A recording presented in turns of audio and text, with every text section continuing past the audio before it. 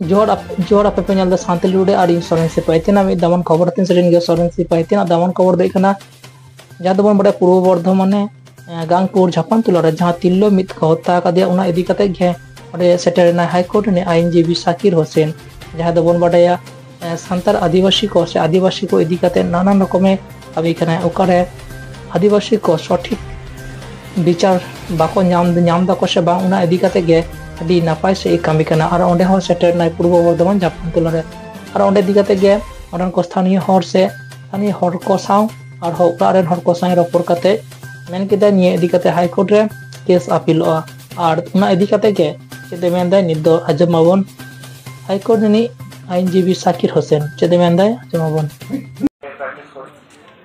এবং আমি একটি বিশিষ্ট মানবাধিকার সংগঠন universal diplomatic affairs of human rights এই মানবাধিকার সংগঠনের চেয়ারপারসন।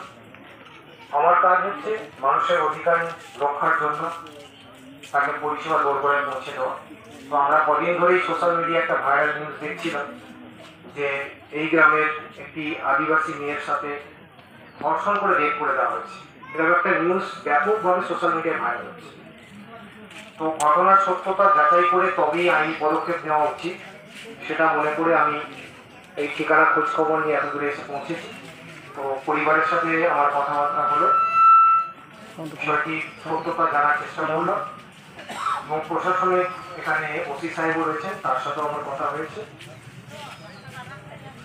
এটা যে ধর্ষণ করে যে একটা প্রচেষ্টা একটা সোশ্যাল মিডিয়ায় চলছে, ভাইরাল হয়েছে নিউজ, এটা যে একটা ফেক নিউজ সেটা পরিষ্কার আজকে আমরা জানতে পারলাম।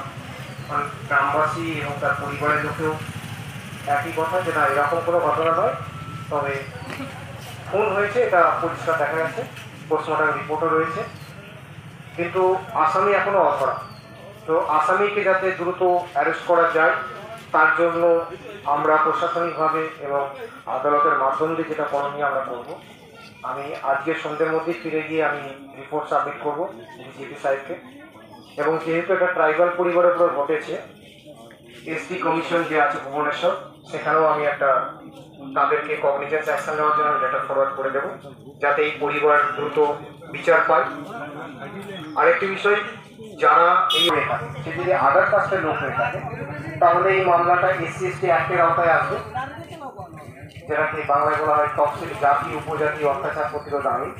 সেই আইনটা তখনই লাগু হবে যদি আসামি অন্য কাস্টের লোক হয়, সে যদি নিজে এসসি কাস্টে না হয়ে থাকে তবেই আইনটা লাগু হবে। এবং ওসি সাহেব উনিও কথা দিয়েছেন যে উনি এটা করবেন।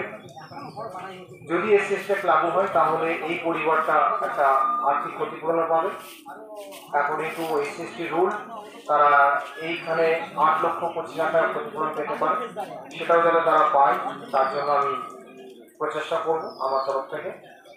আপনারা যে আন্দোলনের সাথে যুক্ত রয়েছেন এর জন্য আপনাদেরকে সাধুবাদ দেব। মানে এটা প্রত্যেকটা মানুষের সাংবিধানিক অধিকার, তারা প্রোটেস্ট করতে পারে। যতক্ষণ না প্রশাসন গ্রেফতার করতে না পারছে আপনারা আন্দোলন চালিয়ে যান, তবে সেটা শান্তিপূর্ণভাবে করতে হবে, অশান্তি করে না। অনেক রকম ডিসঅ্যাডভান্টেজ নেওয়ার চেষ্টা করবে, রাজনৈতিক ফায়দা নেওয়ার চেষ্টা করবে, কিন্তু আপনারা কারোর কোনো প্ররোচনায় পা দেবেন না। সত্যের সাথে লড়াই করুন, জিত আপনাদের হবে, তার পরিবার বিচার পাবে। এগুলো আমি আমার কথা শেষ করছি। ধন্যবাদ।